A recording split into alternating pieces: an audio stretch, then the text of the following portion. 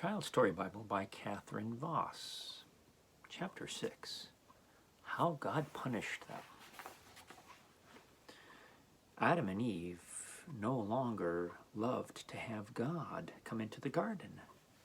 They were afraid of God because they knew that they had disobeyed. When they heard God walk in the garden in the cool of the day, they were afraid of him and hid themselves among the trees. Jehovah God called to the man and said, "Where are you?" Adam answered, "I heard your voice in the garden, and I was afraid because I was naked, and I hid myself." Then God said, "Who told you that you were naked? Have you been eating of the fruit of the tree that I commanded you not to eat?"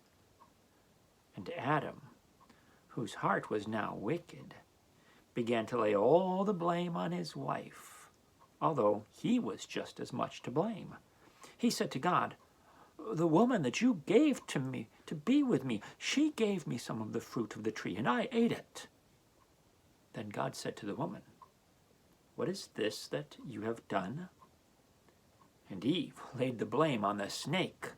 She said, "The snake persuaded me, and so I ate the fruit." Then Jehovah God said to the snake, "Because you have done this, you are cursed above all cattle and above every beast of the field. You must crawl on your belly, and you shall eat dust all the days of your life. And I will put enmity between thee and the woman, and between thy seed and her seed. He shall bruise thy head, and thou shalt bruise his heel." That curse, spoken by God so long ago, holds true even to this day. People all over the world hate snakes and are afraid of them and try to kill them. Snakes hate men and are afraid of them. And since that time, all snakes have had to crawl on the ground. Then God gave a dreadful punishment to the woman who had so wickedly disobeyed his command. God told her he would punish her by giving her a great deal of sickness. She would have pain and weariness, and her husband would rule over her. You see, it was Eve's disobedience that brought sickness and pain and weariness into the world. Eve would never again know what it was to be perfectly well. When she should have any little children, they too would sometimes become sick and feel pain. God told Adam that because he had listened to the voice of his wife and eaten of the fruit of the tree that God commanded him not to touch, he too must be punished. The ground would no longer grow fruits and vegetables by itself for Adam and Eve to eat. After this, Adam would have to work very, very hard to get enough to eat until the sweat would pour down from his face. Even when Adam should work hard to plant seeds, thorns and thistles would also come up because God had cursed the ground as a punishment for his sin. All his life, Adam would have to work, and in the end, he must die, and his body must return to dust.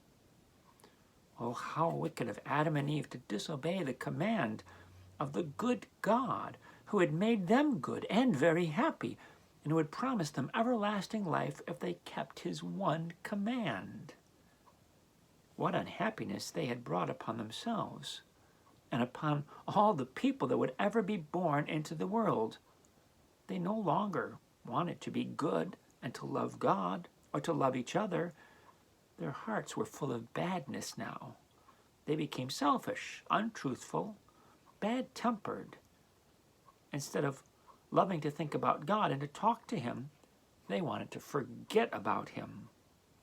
There was more sadness to come when God would send them little children, for the children would be like their father and mother. They would have wicked hearts too. That is why there is so much wickedness in the world.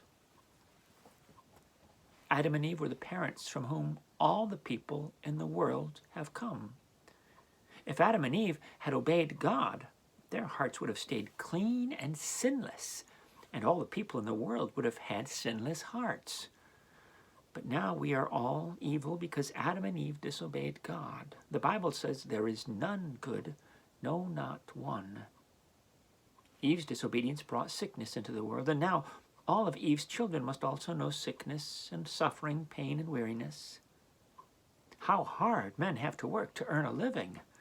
Many poor people cannot earn enough to get proper food and clothing. This has come as the punishment for Adam's sin.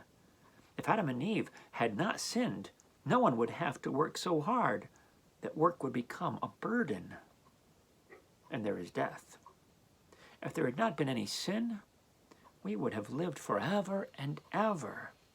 Perhaps we would not always have lived in this world. Perhaps God would have taken us up to heaven to live with him forever. But we would not have had to die first. God is not only our maker, but also our ruler. And he will not allow anyone to disobey him. Sin must be punished.